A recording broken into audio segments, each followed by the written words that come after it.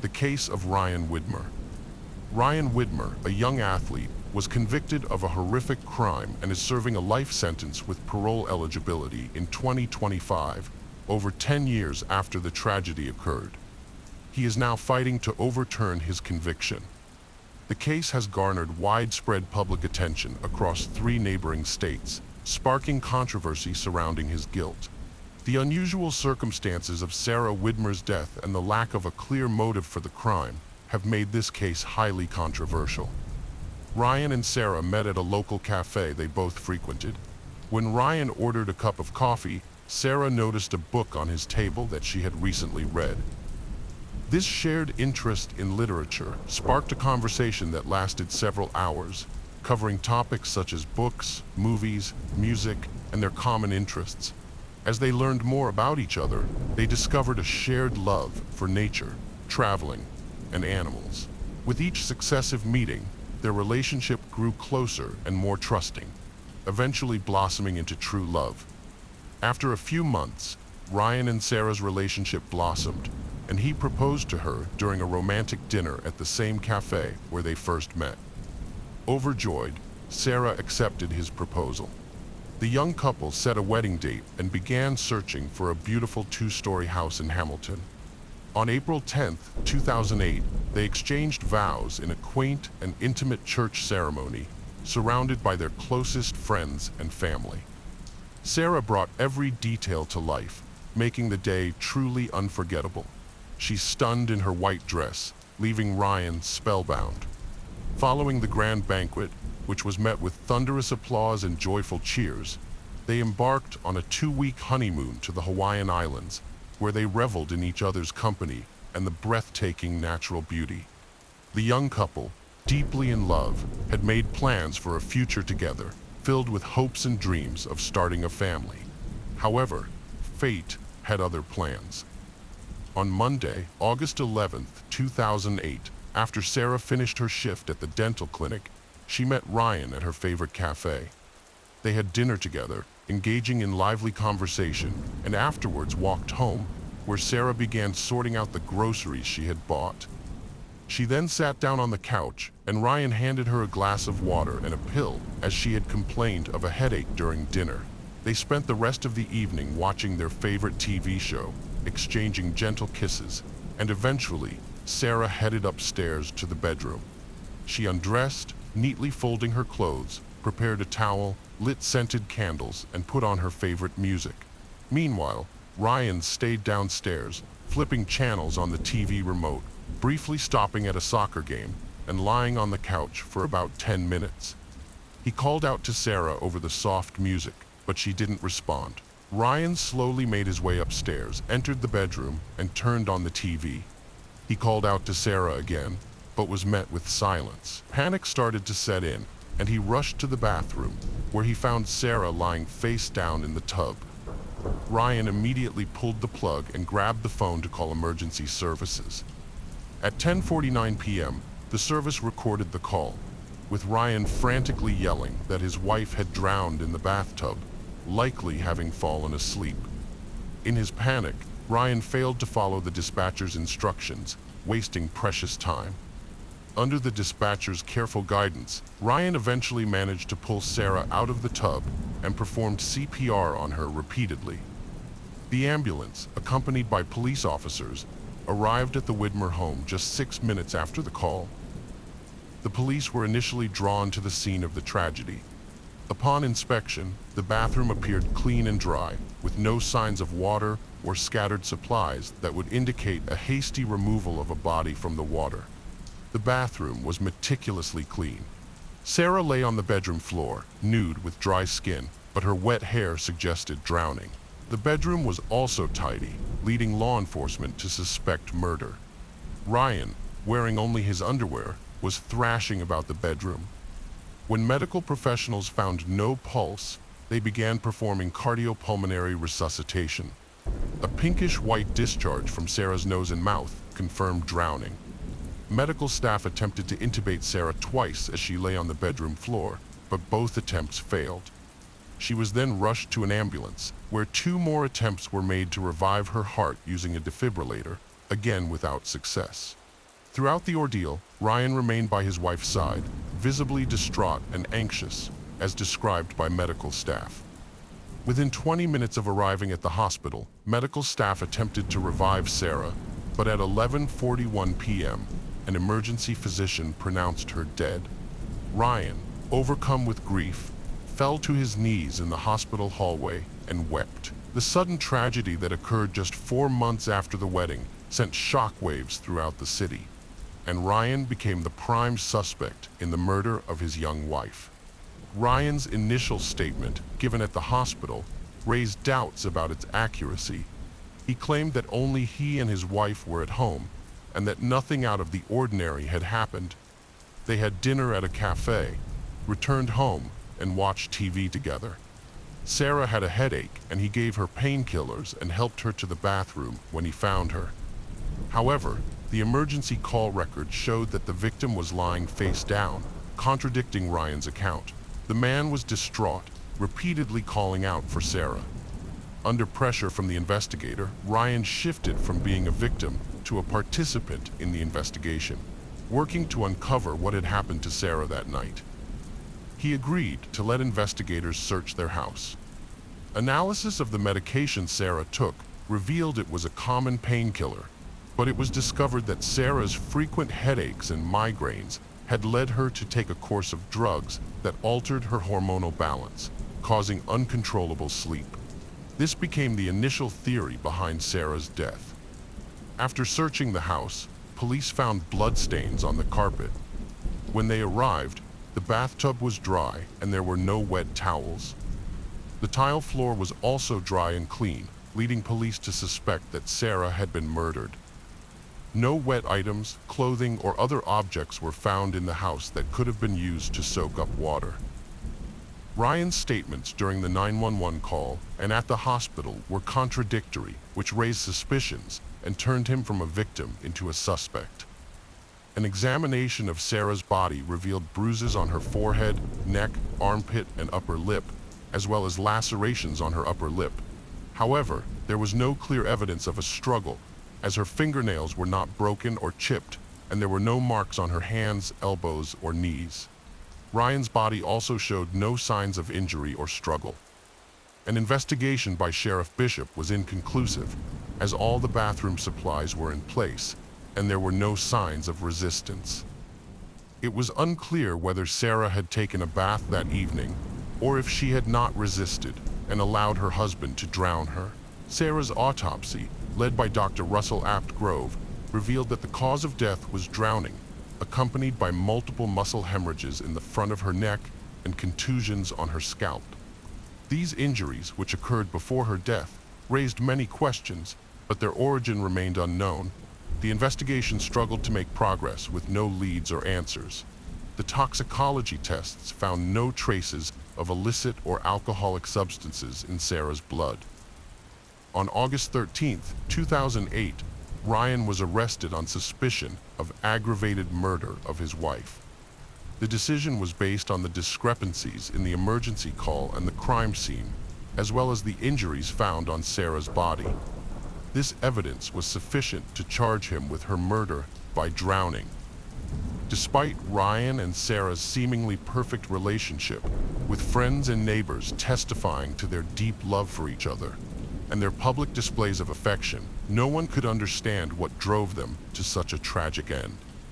In March 2009, the first court hearing took place. Ron Cronenberger, the emergency dispatcher who received the call, testified as a witness. He described Ryan as remaining calm during their conversation, stating that it seemed like Ryan was pretending to perform CPR by blowing into the tube. The prosecution argued that the 911 call, the crime scene, and Sarah's injuries provided sufficient evidence to prove Ryan's guilt. They alleged that Ryan had forcibly drowned Sarah by holding her underwater in a bathtub. The bathtub was a crucial piece of evidence in the case. Upon examination, police found fingerprint streaks, supposedly left by human hands, closer to the middle of the tub. Using a reflected ultraviolet imaging process, fingerprints and smears were detected on the tub. A forearm print was identified, and a hair follicle test revealed that it was left by an adult male, although the exact age of the print could not be determined. However, the bathtub was not the critical evidence needed to prove the struggle between Ryan and Sarah. The prosecution suggested to the jury that a violent altercation likely occurred that night at the Widmer home for unknown reasons, and that the suspect deliberately kept quiet about it. The defense team called in an expert to testify that it is highly unlikely for someone to fall asleep and drown in a bathtub unless they were under the influence of illegal drugs or alcohol. The expert explained that the sensation of water on the face would normally wake a person up or trigger a gag reflex, causing them to cough or choke. Even if the person didn't wake up, the lack of oxygen would eventually rouse them. The pathologist who performed the autopsy testified that if Sarah's body was dry, but her hair was wet, it could indicate that her head was forcibly pushed off the edge of a bathtub, toilet, or sink. This could have happened while her head was facing forward or backward, whether the water was running or the bathtub was full. The prosecution argued that Ryan held Sarah's head underwater until she drowned, making him guilty of the crime. On the other hand, the defense argued that Ryan was innocent, primarily because there was no clear motive for the alleged crime. They pointed out that if there had been a violent struggle, as the prosecution claimed, there would be evidence of it. However, there were no injuries on Ryan, and Sarah's fingernails showed no signs of breaking or chipping, suggesting that there was no struggle. They claimed that the injuries found on Sarah were caused by the prolonged CPR, direct cardiac massage, and repeated intubation attempts made that night at the house, in the ambulance, and at the hospital. At the defense's request, Dr. Werner Spitz performed a second autopsy on Sarah. He confirmed that the cause of death was drowning and observed injuries to her neck, arms, upper lip, skull, a lacerated liver, and bleeding on her neck. However, he couldn't determine whether these injuries occurred during CPR. It was argued that the EMTs tried to resuscitate Sarah for about 45 minutes, and that the deep neck bleeding likely resulted from an IV inserted in that area. The EMTs had been unable to access her arm veins. Instead of ruling it a homicide, Dr. Spitz concluded that Sarah's death was undetermined. The defense based their case on the fact that Sarah's skin was dry, which dries faster than her hair. They conducted experiments to demonstrate that when Ryan found his wife unconscious, he instinctively pulled the drain plug to try and help her, and then called emergency services. This sequence of events explains why her body was drier than expected. The water had already drained from the bathtub by the time Ryan called 911. An expert witness demonstrated that a person can dry off in as little as 7 minutes after emerging from the water. A second court hearing was set for May 2010. Ryan's father, Gary, claimed that the prosecution had obtained DNA results showing that Sarah had the disease, but the prosecutor refused to disclose them, believing they wouldn't have changed the jury's verdict. However, it remains uncertain whether the jury's decision would have been different if they had received reliable evidence about Sarah's medical condition, which could have contributed to her drowning. The official reason for denying a retrial was the jury's errors in their investigation. Despite another unsuccessful court hearing, Ryan remained incarcerated. The Widmer family received an unwelcome shock when Jennifer Cruz arrived at the prosecutor's office to testify against Ryan, claiming he was guilty.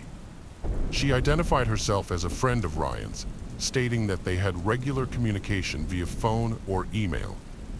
According to Jennifer, Ryan contacted her on October 26, 2009 at 11:09 p.m., and his voice was highly distressed. He confided in her, saying that he had assaulted Sarah in the living room on the day she died. The trigger for the altercation was Sarah's discovery of Ryan's infidelity, leading to a prolonged argument that started downstairs and continued in the bedroom. Ryan pushed Sarah into the bathroom, leaving her without checking on her well-being. After calming down, he found Sarah floating lifelessly in the full bathtub. In an attempt to cover his tracks, Ryan allegedly wiped the water from the bathroom floor using towels and concocted a story about the accident. However, Ryan's defense team vigorously disputed Jennifer's testimony, pointing out several inconsistencies. The lawyers argued that Jennifer's account was implausible, as no wet towels were found anywhere in the house, including the dryer. Furthermore, there was no evidence of infidelity in Ryan and Sarah's marriage. The family was financially stable, and they never quarreled. Ryan's friends described him as a kind, helpful, and even-tempered person who never displayed anger. Additionally, Ryan stood to gain nothing from Sarah's death, as they did not have a life insurance policy. Before the third trial, Jennifer Cruz's credibility was called into question, and she was prevented from testifying as a witness. This was partly due to evidence of her past infidelities and petty theft convictions. Additionally, a phone call in which Ryan allegedly confessed to her was not corroborated. In January 2011, a new trial was held, prompted by the discovery of fresh evidence. The defense presented a medical opinion suggesting that Sarah's sudden loss of consciousness and subsequent drowning might have been caused by her underlying medical condition. Medical experts testified that Sarah's existing cardiac or neurological defects could have led to her losing consciousness, but the state's medical experts disputed these claims.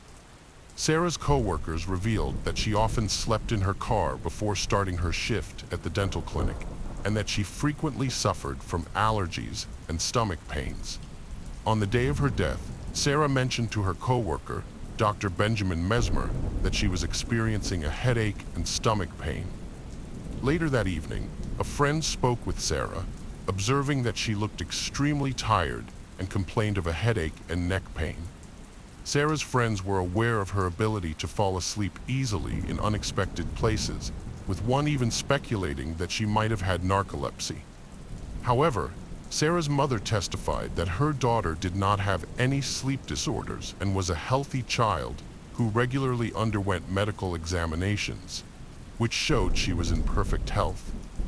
The defense argued that Sarah's death was not caused by forced drowning because she didn't have any injuries to the small bones of her neck or defensive wounds on her arms and legs. Although the defense couldn't explain how Sarah died, an emergency medicine expert testified that every year, approximately 300,000 people die suddenly in the United States, and in about 33% of those cases, autopsy results are normal and show no underlying medical conditions. After deliberating for 12 hours, the jury found Ryan guilty of murder and sentenced him to 15 years in prison. Basing their decision on the fact that Sarah's body was not wet, Ryan's past history, and their belief that he had staged his 911 call. Ryan's family has passionately defended him, and the case, which dates back over 10 years, continues to unite like-minded individuals who hope to clear his name through DNA testing. While genetic material often plays a crucial role in resolving disputed charges and exonerations in cases involving unexplained deaths, what sets this case apart is the unusual request for the victim's DNA, rather than the person convicted. Unfortunately, a Warren County judge has already rejected Ryan Widmer's request to have the victim's DNA tested. Mike Allen, a former Hamilton prosecutor, noted that after listening to all 3 trials, he never found a clear motive, which is unusual in a murder case. However, the prosecutor is not required to prove motive, which makes this case even more peculiar. Ryan Widmer is awaiting a federal court decision on a motion for his release.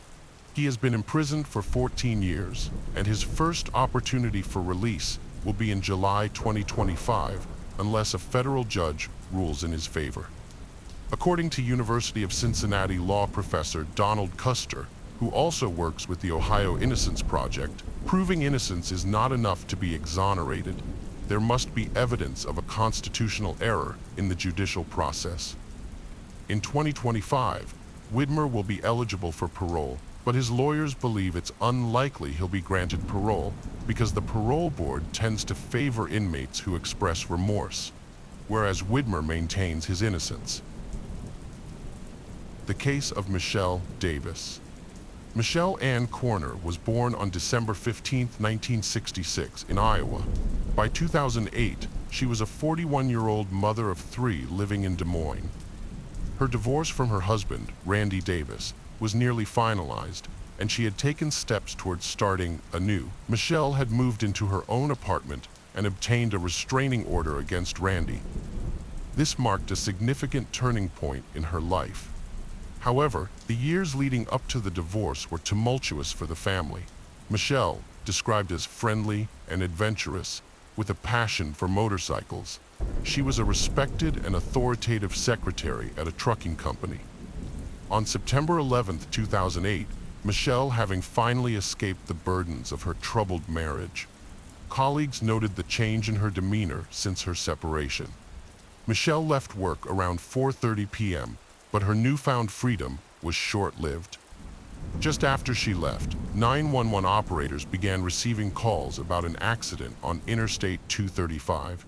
A Mercury Sable was found upside down, with Michelle still wearing her seatbelt, unconscious in the driver's seat.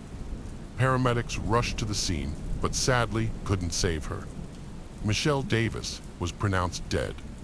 After arriving at the scene, the police initially believed that Michelle lost control of her vehicle, resulting in an accident. However, they quickly ruled out this theory the next day. Forensic experts determined that Michelle's death was not caused by injuries sustained during the rollover, but rather by a gunshot wound to the head. The bullet was extracted and sent for analysis in the hopes of identifying the perpetrator. As they waited for the results of the ballistic examination, local authorities took precautions to ensure public safety. They considered the possibility that Michelle was a random victim and that the shooter might strike again. To address concerns, the police increased patrols in the area. Once it was clear that Michelle's death was not an accident, detectives revisited the crime scene to search for clues.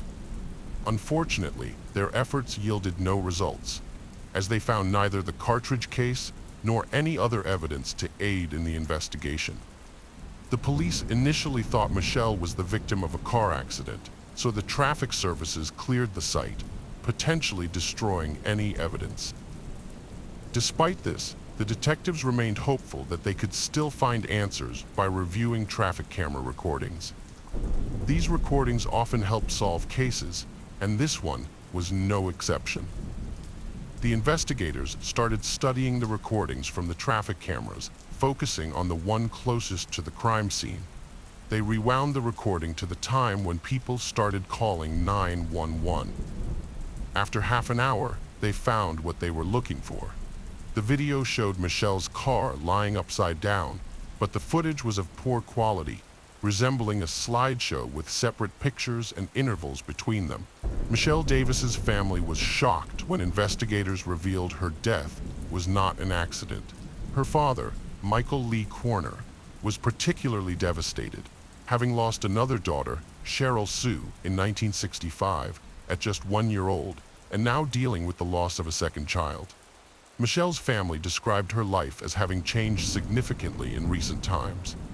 Despite having no financial problems, they suspected that her husband, Randy Davis, might have been involved in her death. Their divorce was almost finalized, and Michelle had filed a restraining order against Randy. This revelation led the investigators to consider Randy as a potential suspect. Meanwhile, another detective spoke with Michelle's colleagues at her workplace and discovered that she had been in a close relationship with a man named Matt Jorgensen, who was also a colleague. This new information added another suspect to the investigation, as the police sought to understand the complex circumstances surrounding Michelle's death. According to Michelle's friend, Michelle and Matt Jorgensen had mutual feelings for each other. However, since Michelle was going through a divorce from Randy Davis, they kept their relationship private, only sharing it with close friends and colleagues. When investigators spoke with Matt, he openly discussed his relationship with Michelle and provided a detailed account of his whereabouts on the day of her death. He claimed they never had any arguments or fights. The police verified his alibi, and he was subsequently eliminated as a suspect. The ballistic examination revealed that the murder weapon was a .22 caliber rifle, and experts determined that the shot was fired at close range. Given that the crime occurred on the interstate, the police believed the shooter was likely in another vehicle that was driving alongside Michelle's car. This new information led to the emergence of a new suspect in the case. The police received a tip from Michelle's insurance company that her brother Todd was seeking payment, raising suspicions of a life insurance-motivated crime. A detective visited Todd's house to investigate. When the detective started asking Todd about his whereabouts on the day of Michelle's death, Todd realized he was a suspect. He explained that he was in a different part of the city at the time of her death, and that the family was struggling financially. Todd said he had turned to the insurance company because he needed the money to pay for Michelle's funeral. The police verified Todd's alibi and found that he was not in the area where Michelle was killed. This ruled him out as a suspect, but Todd provided information that led the police to investigate another suspect, Josh. Josh was the son of Randy from a previous marriage and was an adult at the time of Michelle's death. A Marine named Josh had recently returned home from the Army when a tragic event occurred. Michelle was fatally wounded in a car incident, and the police considered Josh a suspect due to his military background. As the investigation continued, a woman reported witnessing something on Interstate 235 on the same day and time as the incident. A witness reported seeing a red Ford F-150 pickup truck driven by a white man in a baseball cap who was driving erratically, swerving between lanes, and appeared to be chasing someone. This new information led investigators to re-examine traffic camera footage, focusing on finding a red pickup truck in the area. The footage confirmed the witness's account, showing a red pickup truck following Michelle from her workplace. Although the footage was not clear enough to reveal the driver's face or the truck's license plate, further review of other camera recordings revealed that the truck was consistently following Michelle's route, staying close behind her as she approached the location of her death. This evidence suggested that the perpetrator likely fired the fatal shot from the truck while driving. Detectives investigating Michelle's death had several suspects in mind and soon discovered that her husband, Randy Davis, owned a red pickup truck. They immediately visited his house, but found only his son, Josh, who was a Marine trained in handling weapons and had access to his father's vehicle. Josh claimed that on the day of Michelle's death, he went shopping with his sister and then spent the evening at home watching TV. However, detectives found Josh's alibi suspicious.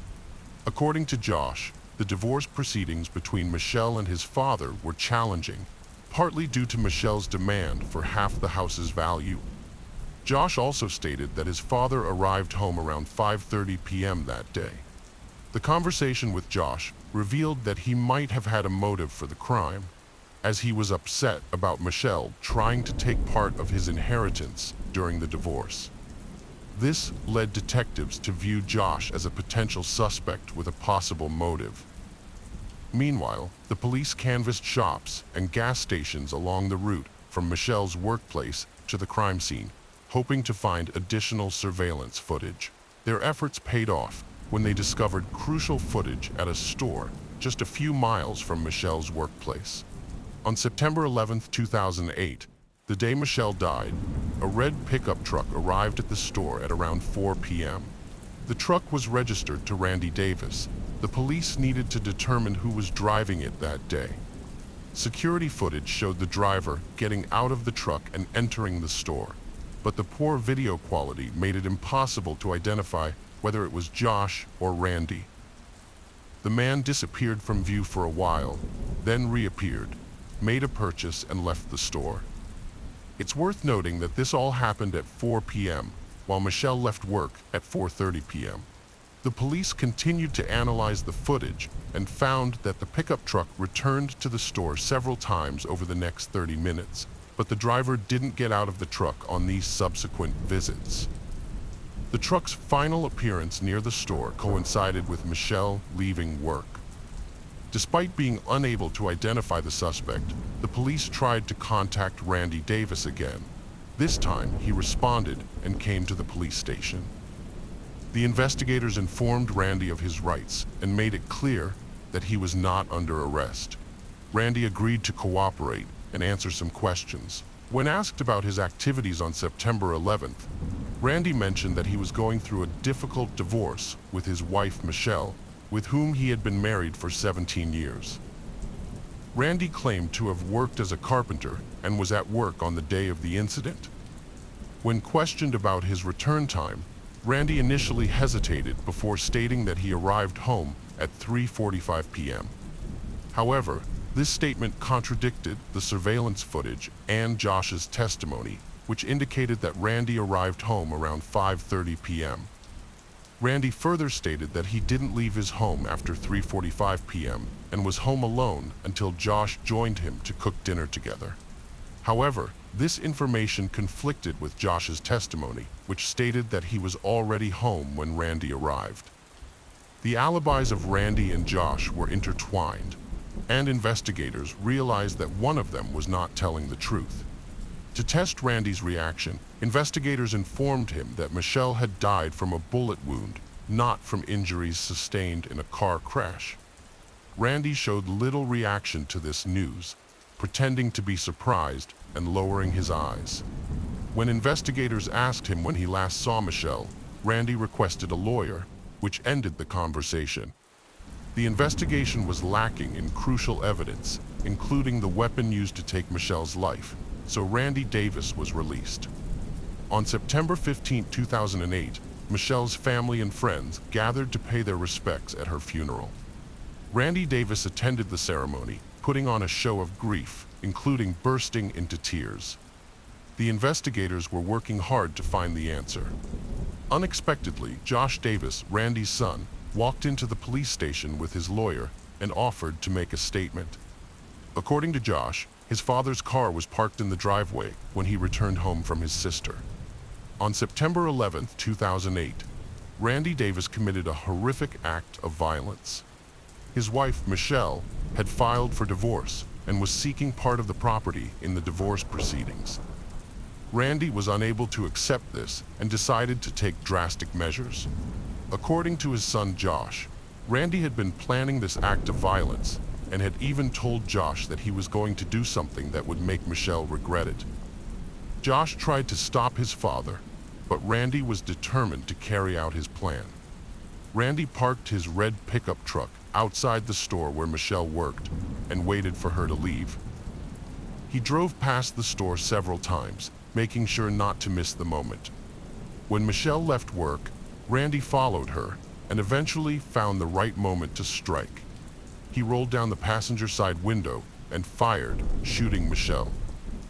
Josh's testimony was crucial in the investigation, and the police were able to arrest Randy Davis based on the information he provided. The incident was also captured on the store's CCTV footage, which showed Randy's truck parked outside the store several times before the shooting.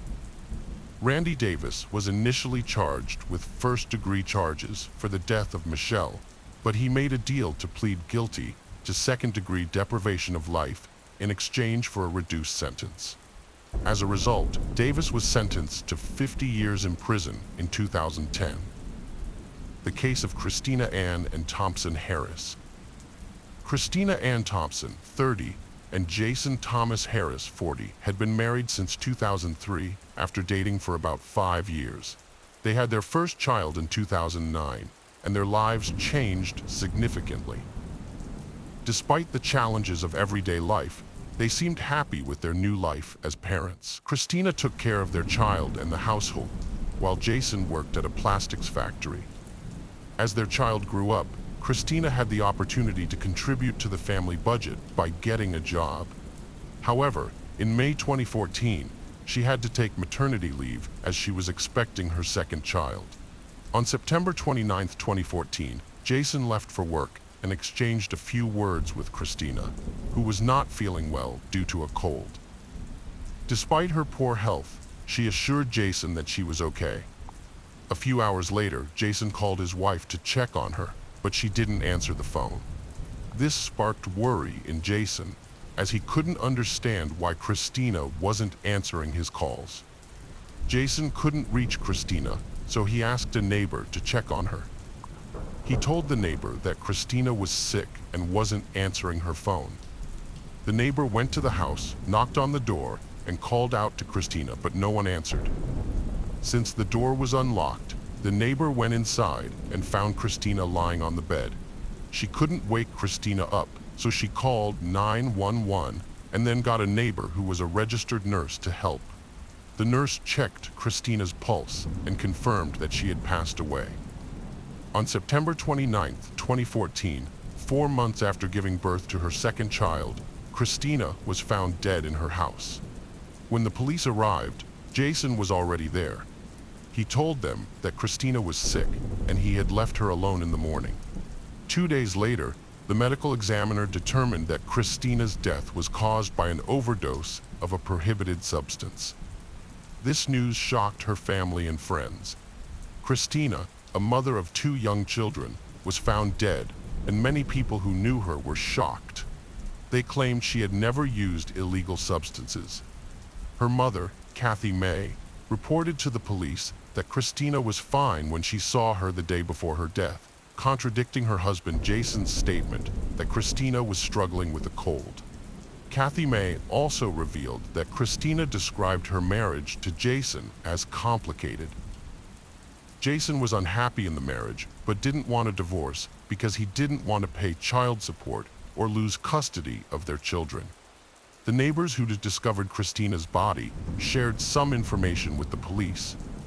Apparently, Jason told them that on the evening before Christina's death, he made her cereal with milk, and while eating, she lost consciousness and dropped the plate. The police understood that it was hard for Christina's loved ones to accept that someone they knew well might have a hidden dark side. However, as the investigation progressed, the police began to doubt that Christina had used any illegal substances. Christina's family refused to give up, and they didn't believe the story. Christina's family, particularly her mother and sisters, urged the police to test her breast milk for evidence.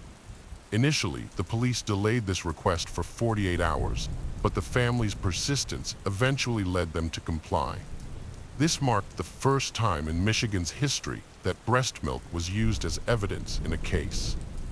Tests conducted at her workplace and the hospital where she gave birth to her second child came back negative for prohibited substances. At the time of her death, her second child was just 4 months old, and Christina was still breastfeeding both children. According to her husband, Harris, and her mother, Christina was meticulous about what she consumed because she was breastfeeding and wanted to ensure her baby's health and safety.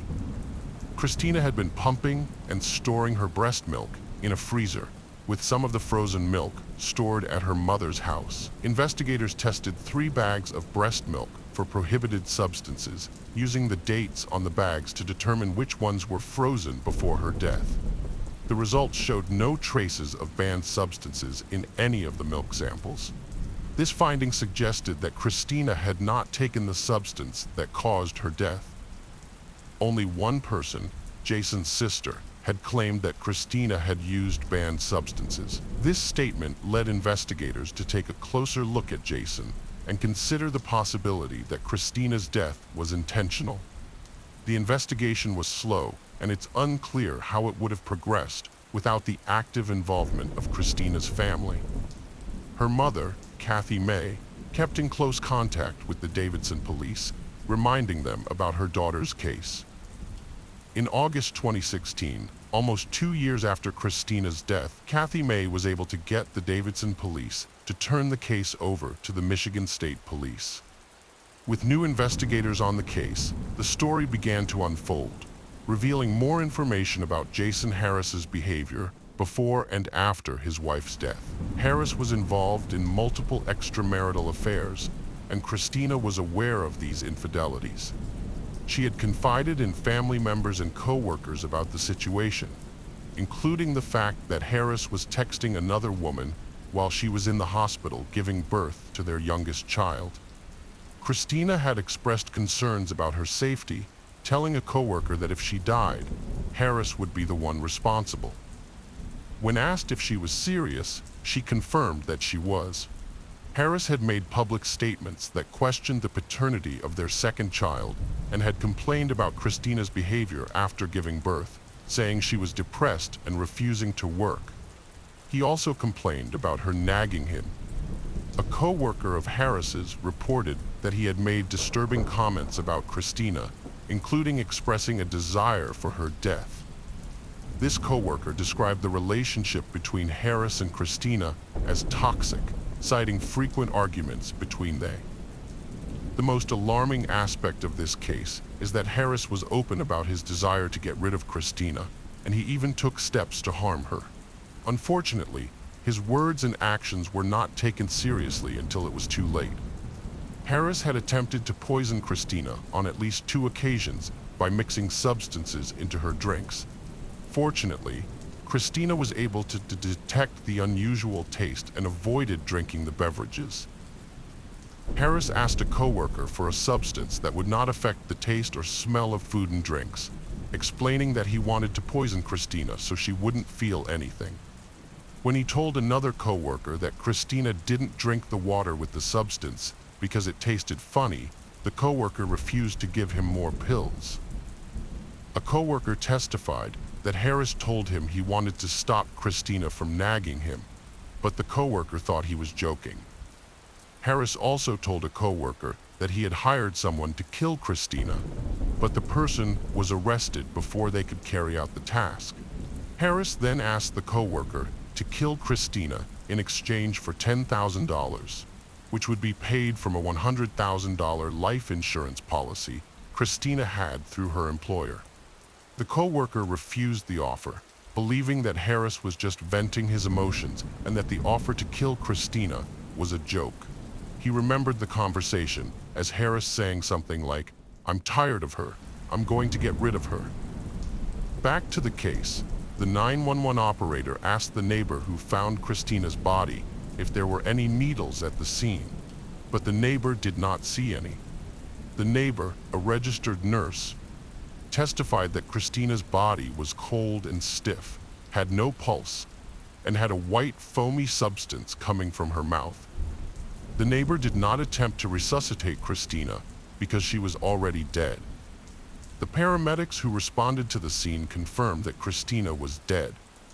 Harris told his supervisor that he had asked a neighbor to check on Christina and that he had to go home because she was unresponsive. However, witnesses reported that Harris did not appear concerned or in a hurry when he arrived at the house. Harris entered the house without speaking to the neighbor he had asked to check on Christina. Later that morning, Harris contacted Christina's supervisor at work and informed her of Christina's death. He also inquired about collecting the $100,000 life insurance policy benefit that Christina had through her job. One of the women Harris was in a relationship with told investigators that Harris contacted her on the day of Christina's death and said that his wife had died from taking too much of a banned substance. This suggests that Harris knew the cause of Christina's death before the medical examiner's report was released. Harris shared some details about the night before Christina's death, including her restless sleep, frequent coughing, and unusual comment about the chemical taste of her water. He later visited her workplace to inquire about life insurance proceeds, collecting a $20,000 death benefit and raising suspicions with his actions. A mistress also moved in with him and his children, either before or after her funeral. The mistress stated that Jason Harris's adult children from a previous marriage moved into the house just days after Christina's death. Police also found that Jason Harris had bought an airline ticket to Rhode Island 9 days after Christina's death to visit a woman he had exchanged over 5,800 texts with. The county medical examiner, Dr. Brian Hunter, submitted post-mortem blood and urine samples for testing. Although the test results were consistent with a lethal dose of the substance, there was no evidence of how the substance was administered, as there were no injection marks on her body and no powder residues or rolling paper were found near the scene of her death. Michigan State Police took over the investigation in 2016. Dr. Hunter changed the manner of death from accidental to homicide after a wrongful death action. Jason Harris was charged with first-degree murder and others. His bail was denied. Harris pleaded not guilty and will contest the charges. The prosecution eliminated the possibility of injection as the cause of death because there were no injection marks or a needle found at the scene. Dr. Judge testified that it was unlikely the substance was inhaled through the nose because there was no evidence of a rolled dollar bill or paper used for snorting. When given the opportunity to speak, Jason Harris did not apologize or express remorse. Instead, he claimed he was innocent. The jury did not believe his claims and found him guilty of the charges against him. On November 17, 2021, the jury delivered a guilty verdict for 47-year-old Harris. 3 weeks later, the court sentenced him to life in prison without the possibility of parole. The case of Sabrina Queter. Sabrina Queter was born on December 5, 1982, in a London suburb to parents of French and Algerian descent, giving her a unique cultural heritage. This blend of influences likely contributed to her striking features and fiery personality. As the eldest of 4 children, Sabrina was cherished by her family and often held up as a model for her siblings. At the age of 2, her family moved to Paris, France, where she spent most of her childhood and adolescence.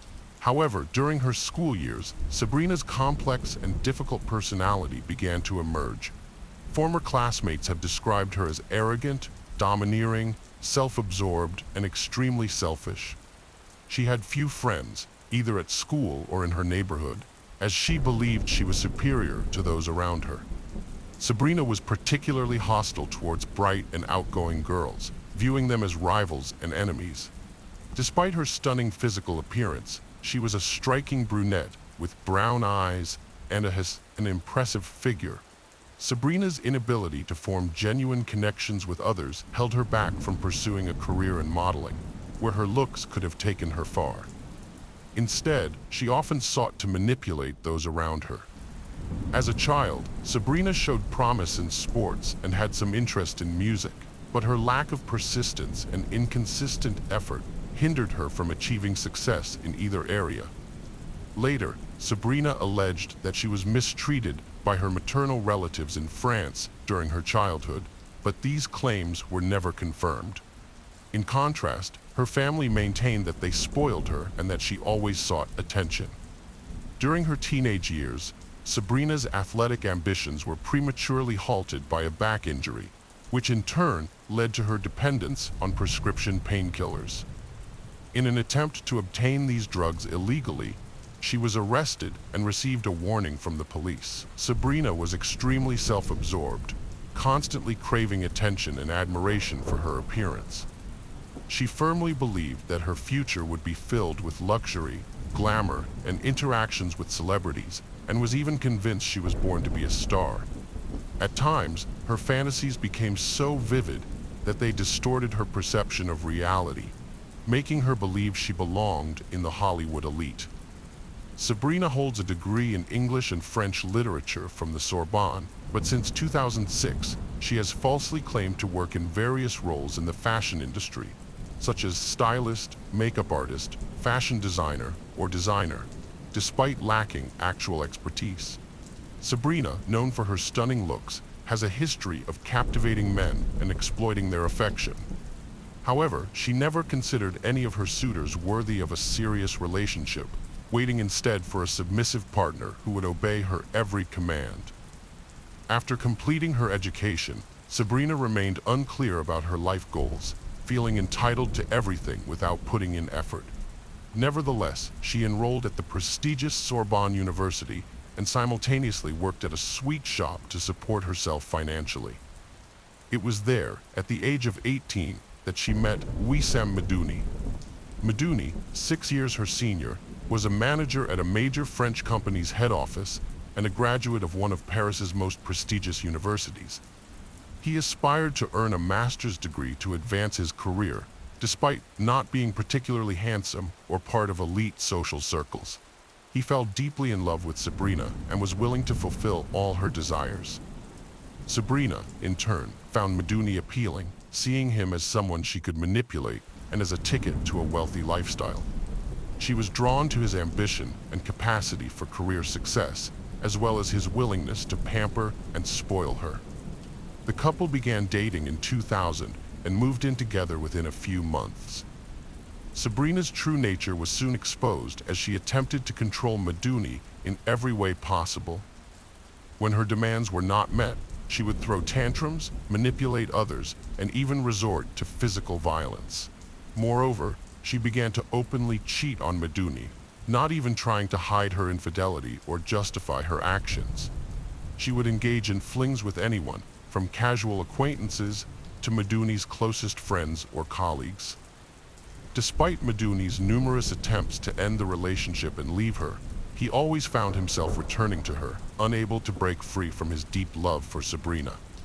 In 2001, Meduni achieved his master's degree and a significant promotion, resulting in a substantial increase in income. He spent lavishly on Sabrina's luxurious clothing and entertainment. As his family owned several properties in Paris, he managed them and handed over all the rental income to Sabrina. Meduni, who shared Franco-Algerian roots with Sabrina, saw her as a kindred spirit. According to reports, in the fall of 2001, they had a Muslim ceremony, which was documented by a certificate from the Argento Mosque. However, this religious ceremony was not enough to make their union official and legal. The couple had a son, whose paternity Meduni officially recognized. Years later, however, a Frenchman named Anthony Francois claimed to be the child's biological father. Francois, who would later testify in Sabrina's trial, described her as volatile, unpredictable, promiscuous, and manipulative. In 2008, the global financial crisis led to Wissem Meduni losing his high-paying job when the company he worked for went bankrupt. Around the same time, Sabrina Kuiter became fixated on moving to London, and she made the decision to relocate without fully consulting Meduni. With little choice, Meduni followed her to London, where he found work at a major English bank. However, Sabrina struggled to establish herself in the fashion industry due to her lack of skills, experience, and formal education. Over time, she had to lower her expectations and took on various jobs, including working as a nanny, in a call center, at a cafe, and even attempting network marketing. Sabrina's pursuit of love and success took an unexpected turn when she revived her teenage passion for music and added musician and composer to her credentials. Despite her enthusiasm, Sabrina faced challenges finding professional opportunities in the music industry. She attended numerous auditions and social events, hoping to make valuable connections. Sabrina met Mark Walton, a famous musician and songwriter, at an event. Mark was one of the founding members of Boyzone, a well-known Irish boy band. After leaving the group, he became a successful producer and music mogul, working with artists like Jennifer Lopez, Jessica Simpson, and Lady Gaga. By 2016, his net worth had exceeded $1 billion. To Sabrina, Mark was the perfect person to meet, her key to a world of fame and luxury. She impressed Mark with her beauty and charisma, and he fell in love with her at first sight. As their relationship progressed quickly, Sabrina made an effort to be pleasant and endearing, eventually ending her relationship with Meduni as she saw a promising future with Mark. Mark's previous relationship and child didn't deter Sabrina, and soon the couple moved in together, living in a luxurious house in an upscale London area. Mark covered all the expenses, including the rent for the lavish house Sabrina had chosen. For several months, Sabrina lived the luxurious life she had always dreamed of, socializing with celebrities, attending elite events, wearing designer clothing, and even appearing in glossy magazines. Sabrina found it difficult to manage Mark because she was afraid of losing him. Her inability to control her nature eventually led to jealousy towards every woman around Mark. Over time, Sabrina's demands grew, and she began to crave more gifts and luxury. Mark tried to please her by showering her with designer clothes, jewelry, and taking her to upscale restaurants and clubs, but no matter what he did, it was never enough to satisfy her. Sabrina's home had a revolving door of staff and nannies due to her growing paranoia. She suspected them of theft or trying to seduce Mark, which led to a high turnover rate. Her irrational behavior pushed Mark to the edge, and in 2011, he ended their relationship and moved to California, leaving Sabrina with nothing. When Mark left, Sabrina lost the luxurious lifestyle she had grown accustomed to. In an attempt to win him back, she started giving interviews accusing Mark of being violent and abusive. She would call him, crying and begging him to return, even threatening to take her own life, but none of these tactics worked. Realizing she had lost Mark, Sabrina reached out to her ex-partner, Wissam Meduni, whose career was thriving as a bank executive. He forgave her and took her back, still harboring feelings for her. They resumed living together, and soon after reuniting, Sabrina discovered she was pregnant. Sabrina informed Walton, who, through his lawyers, offered to provide for the child and her, offering a monthly allowance. However, Walton requested a paternity test after the child's birth to confirm he was the father. Sabrina's refusal to undergo the test hinted at her uncertainty about the child's paternity, which could have secured her substantial regular payments. Instead of accepting the proposed allowance, Sabrina demanded that Walton double the amount. When Walton refused, she launched a campaign against him. Taking to social media, Sabrina made false accusations that Walton was obsessed with her, extremely jealous of Meduni, and had even threatened them physically. She claimed that Walton had broken into their home, assaulted Meduni, traumatized their children, and sexually assaulted her in violent ways. However, her allegations were unfounded, as Walton had a solid alibi, having been in the United States since their breakup. After Walton sued her for defamation and the police threatened to take action, Sabrina stopped making accusations against her ex-boyfriend. Sabrina settled in Osembledon, southwest London, with Meduni and their 2 children, and it seemed as though the conflict had been resolved. However, Sabrina, who was not accustomed to managing household chores and found it challenging to care for 2 children, decided to hire a nanny who could also help with the housework. She posted an online job advertisement and conducted personal interviews, but most candidates did not meet her expectations, and those who did not stay long in her household. A young French woman, Sophie Léon, responded to the job advertisement. Because Sophie was in her hometown in France at the time, the interview was conducted via video call. The 19-year-old modestly agreed to all the terms, taking care of a child, helping with household chores, and cooking, in exchange for a symbolic weekly wage of 50 British pounds, including full board and lodging with her future employer. Born on January 7, 1996, in Troyes, a small town between Oise and Sens, Sophie grew up in a humble family. Her parents, Catherine and Patrick Léon, were ordinary workers struggling to make ends meet. After completing her education, Sophie earned a diploma in childcare, but she didn't want to work in her hometown. Instead, she dreamed of moving to a big city. Known for her kind and open-hearted nature, Sophie was loved by those who knew her. She was shy, quiet, and plain in appearance, and wore glasses due to poor vision, which made her a bit self-conscious. During their conversation, Sabrina identified Sophie, who seemed ordinary and unremarkable, as the perfect person to manipulate. Sophie was keen to gain experience and good references, so she was willing to work for very little money. To Sophie, Sabrina appeared to be a serious and trustworthy employer, which she mentioned to her parents before leaving for London. At first, everything seemed to go smoothly for Sophie Leonette, who innocently believed that working for the Queeters would be a great way to start her nanny career. She quickly formed a close bond with the children, completed her household chores as specified in her contract, and had sufficient time and resources to improve her English language skills and explore the city's attractions. This peaceful period lasted for several months, and all appeared to be going well.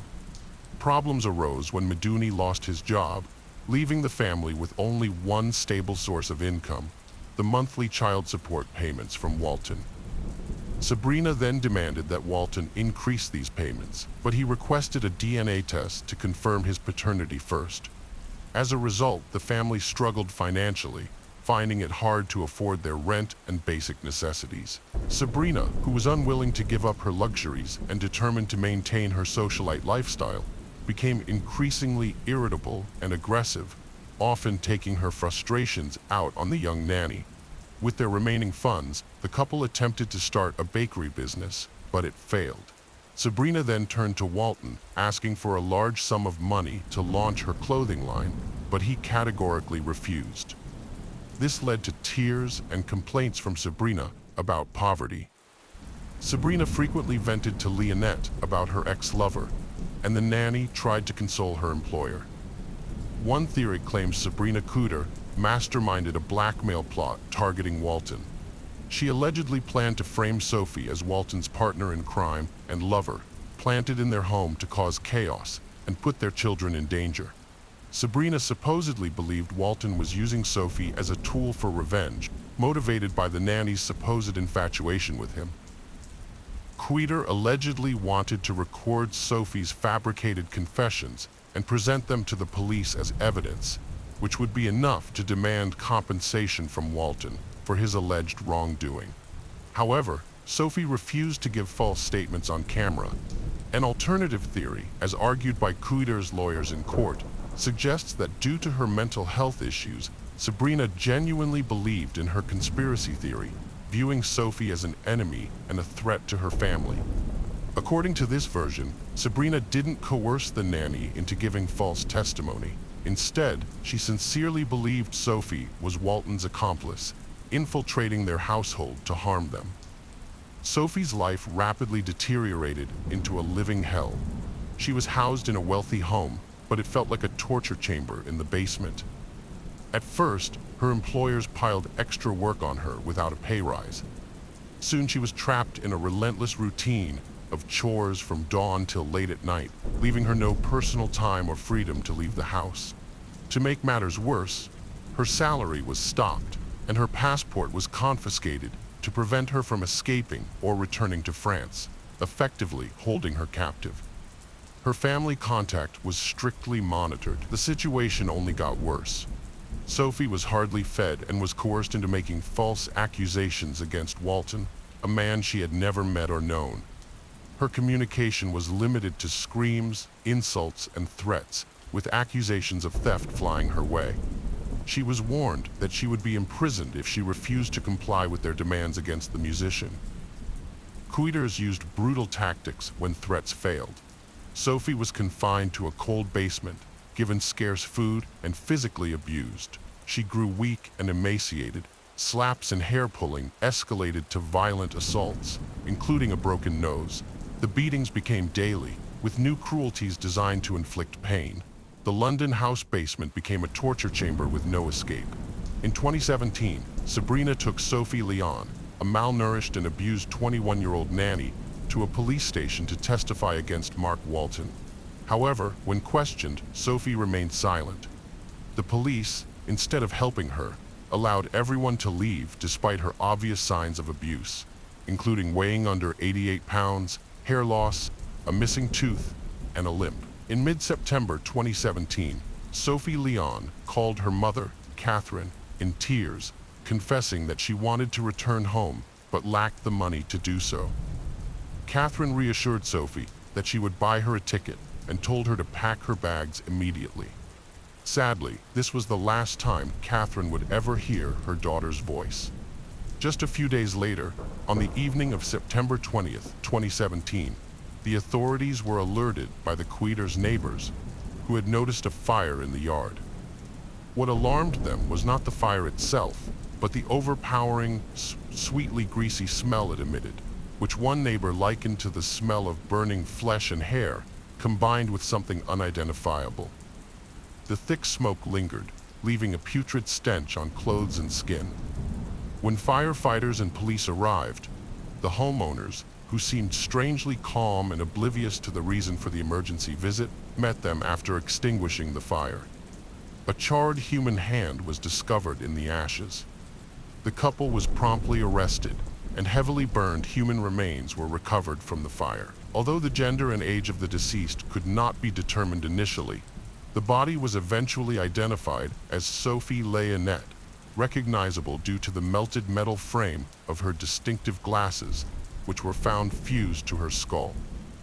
The investigation into Sophie Leon's cause of death was highly complex due to the severe fire damage to her body.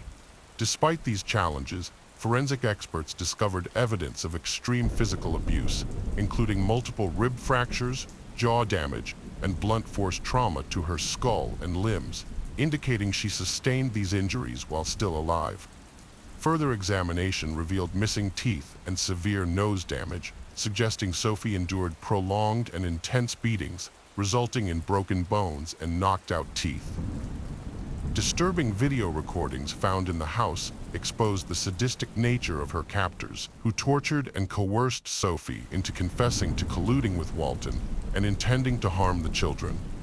The videos showed her being beaten with objects such as fists, an iron cord, and a golf club, as well as being subjected to electric shock torture. Additionally, she was humiliated, forced to submerge her head in a toilet until she began to suffocate.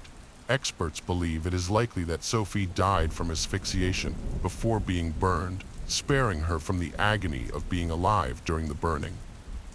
Sabrina Queter and Wissam Medouni denied any wrongdoing and displayed no regret for their heinous act.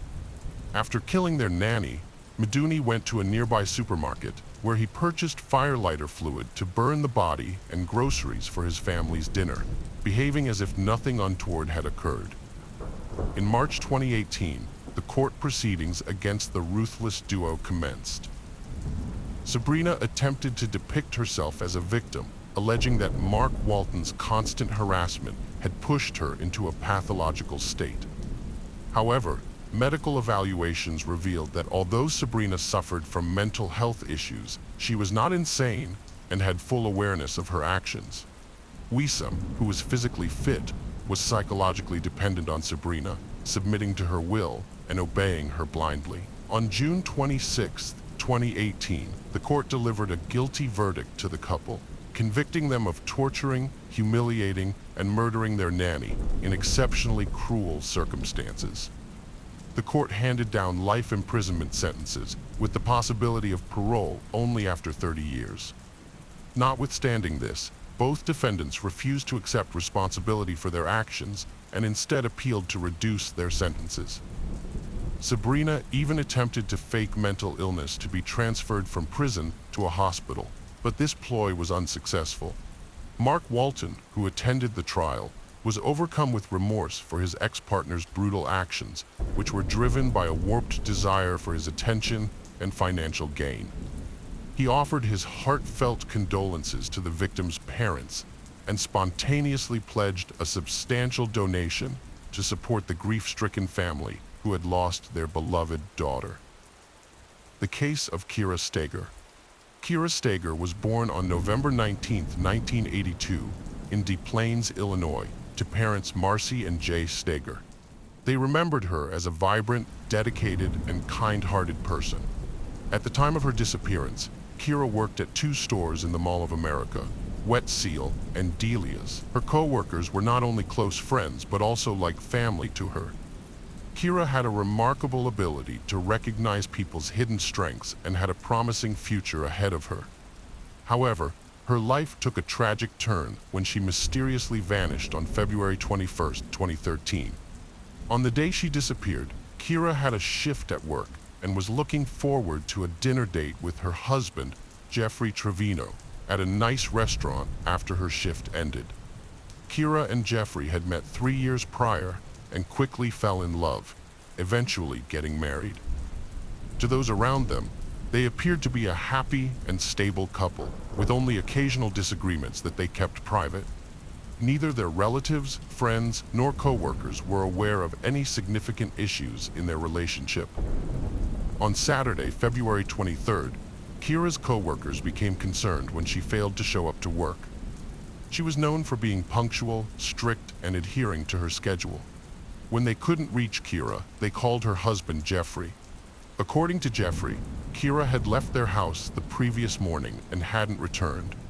While this wasn't entirely unusual, as Kira would occasionally spend the night at a friend's or relative's house without warning, the severe snowstorm that day was a cause for concern. Jeffrey speculated that Kira's car might have gotten stuck, and her phone battery could have died, leaving her unable to communicate. Jeffrey filed a missing persons report for his wife Kira after not hearing from her, and he also contacted her family to inform them of her disappearance. Her family was shocked and deeply disturbed by the news. Upon receiving the report, detectives launched an investigation into Kira's disappearance. As is standard procedure, they began by questioning Jeffrey and searching the surrounding area. Detectives visited Jeffrey at his home to ask him about Kira's disappearance. He told them that on the previous Thursday, he and Kira had spent time together, having dinner, talking, bowling, and then leaving the mall. According to Jeffrey, they went straight home after that, where Kira planned to watch a movie. Jeffrey also reported that Kira left their house the following Friday morning around 8:30 a.m. to attend a mandatory work event. He stated that Kira was acting normally and didn't appear to be behaving strangely before she left. Jeffrey wasn't concerned about Kira's frequent disappearances, despite not knowing her whereabouts. They had minor relationship issues, but Jeffrey didn't consider them serious. When questioned, he dismissed the possibility of Kira having a lover, citing a previous conversation where she denied it. Jeffrey claimed to trust and love his wife. Investigators relayed information to patrol units and visited the Mall of America to verify Jeffrey's testimony. The Mall of America in Bloomington is one of the largest shopping malls in the world. As such, the mall is equipped with multiple security cameras. Detectives investigated Kira's disappearance by reviewing the footage from the time she left work on February 21st. The footage showed nothing unusual. Jeffrey's account was confirmed, as the footage showed that he met Kira after work, and they spent time together at the mall before leaving. There were no signs of arguments or trouble. Kira's family was struggling with her disappearance, and their anxiety grew as the days passed. They decided to take action and travel to Bloomington to help with the investigation. They created flyers with her picture and posted them around town, hoping to attract attention to the search. The investigators questioned neighbors and obtained footage from a security camera that partially captured Kira and Jeffrey's home. Kira's cell phone records also became available, revealing a significant new lead. A man named Ryan Wendt, a manager at a store where Kira worked, with whom she had a long-term and intense relationship. Police investigated Ryan after learning he traveled out of state during Kira's disappearance, raising suspicions due to his past romantic relationship with her and their concurrent out-of-state moves. Detectives sought to determine whether his actions were coincidental or incriminating. The detectives managed to locate Ryan in Colorado and asked him to answer questions. During the questioning, Ryan stated that he had last been in contact with Kira via text messages while driving through South Dakota. He said these messages were sent shortly before Kira disappeared. The police analyzed the timing of these messages and discovered that Kira had been texting with Ryan while she was having dinner with Jeffrey. It was clear that Kira was distancing herself from Jeffrey. The investigators examined Ryan's phone and credit card records to verify his location. Their analysis indicated that Ryan was indeed out of state that evening and had no connection to Kira's disappearance. Based on this information, Ryan was eliminated as a suspect. Further analysis of the messages revealed that Kira had been texting with Ryan even after she returned home with Jeffrey.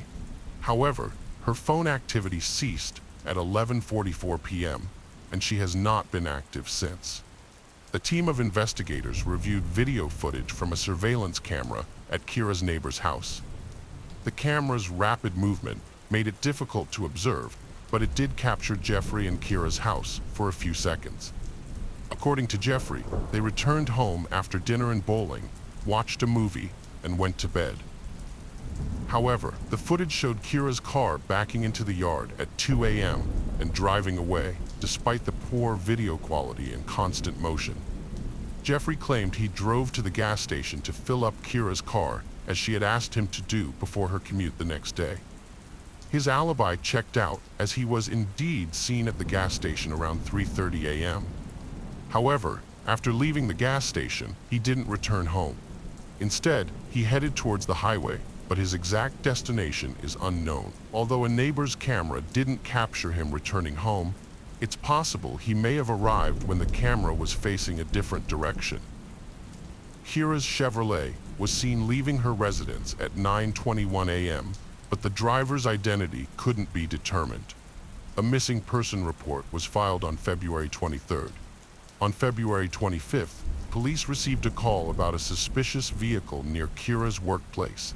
The vehicle had been parked in a multi-story parking lot for several days and was found with suspicious red smudges on the trunk lid. Kira's white Chevy was found with signs of a tragic event, including a few small blood stains. Her purse, containing divorce court forms, was recovered from the vehicle. A rolled-up trunk mat with dark stains, later confirmed to be her blood, was discovered behind the car. The car left the house at 9:21 a.m. and was captured on camera at the mall 20 minutes later. Unfortunately, there was no camera in the parking lot where the car was eventually found, but there was a camera that captured footage of the path leading to the car. After reviewing the footage, detectives noticed a man wearing a hoodie, which was not unusual given the cold weather, walking after the car had entered the parking lot. The man crossed the street and approached a taxi stand, where he had a brief conversation with a driver before getting into the car and driving off. The police were able to identify the taxi company and determine which car the man had ridden in by tracking the time of the interaction. Since the cabs were equipped with GPS tracking devices, the police were able to determine that the man ended his trip a block away from Kira and Jeffrey's house and paid for the ride in cash before getting out of the car. As the cab drove away from the neighborhood, it was caught on camera by the same surveillance camera that had partially captured Kira and Jeffrey's residence. 2 minutes later, a man wearing a hoodie with a distinctive white logo entered the camera's frame. Although the poor video quality made it hard to discern his face, investigators suspected that the man was likely Jeffrey, given that Kira was missing and the man with the hooded sweatshirt was seen entering Kira and Jeffrey's house. Law enforcement officers executed a search warrant and visited the house, finding numerous dark red stains in the bedroom, including nearly 100 on the mattress. After rearranging and cleaning the room, investigators used luminol to reveal additional stains on the carpet that were not visible to the naked eye. The stains, which originated in the bedroom, were confirmed to be Kira's blood, leading investigators to believe she was likely no longer alive. A search of Jeffrey's car found no blood or signs of a struggle, but a gas station receipt indicated a purchase was made with his card 1 hour and 40 minutes before Kira's car was abandoned. Detectives went to the gas station to review the security footage. The footage showed Jeffrey filling up his car and then going inside to withdraw cash from an ATM. This gave them a clear view of Jeffrey's face and revealed a logo on his jacket that matched the one seen on the man in the earlier footage. Based on this new evidence and the evidence found at the house, 39-year-old Jeffrey Trevino was arrested. He was taken to the police station for questioning and became the main suspect. Jeffrey contacted his attorney during the interrogation and was advised to remain silent. The police had enough evidence to charge him, but needed to find Kira's body to prove his guilt. After months of searching by the police, Kira's family and volunteers, a suspicious bag was found by the side of the road at Keller Lake, near Trevino's house, as the snow began to melt in late March. A bag containing a bloodied pillow, shirt, and bra was discovered, and forensic analysis revealed that the items had Kira's DNA on them. Although the search of the lake was hindered by the presence of ice, divers searched the water body, but unfortunately, no remains were found. The area around the lake was also thoroughly searched using 4 trained search dogs, but these efforts were unsuccessful. 2.5 months after Kira's disappearance, a disturbing call on May 8, 2013, led police to a body in the Mississippi River.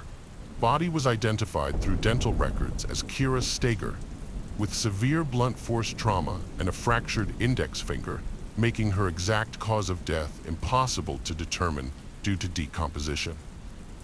To uncover the truth, investigators worked to rebuild the sequence of events surrounding Kira's death. Their theory was as follows. When Kira and Jeffrey arrived home, he discovered that she was texting someone else, which made him suspicious. Kira refused to let him see the messages, leading Jeffrey to violently take her phone and break her finger in the process. Upon reading the romantic messages, Jeffrey's anger intensified, ultimately driving him to kill Kira. After committing the crime, he attempted to erase any evidence of his wrongdoing. Jeffrey used Kira's car to transport her body to a house, where he put it in the trunk. He then stopped at a gas station before driving to a river, where he disposed of the body. On his way back home, he threw away a bag containing Kira's pillow and clothes. The next day, he went to a gas station to withdraw cash from an ATM, knowing he would need it to pay for a taxi, after abandoning Kira's car in a mall parking lot. After getting rid of the car, Jeffrey returned home and spent the rest of the day cleaning the house. Jeffrey's goal was to make it seem like Kira had driven away from her car on her own that morning and was unharmed. However, surveillance footage foiled his plan. In October 2013, a jury found Jeffrey Trevino guilty, agreeing that his actions were not planned in advance, but rather the result of a heated argument that escalated into violence after he discovered Kira's infidelity. Jeffrey Trevino was sentenced to 27.5 years in prison in November 2013. He will be eligible for parole in 2031.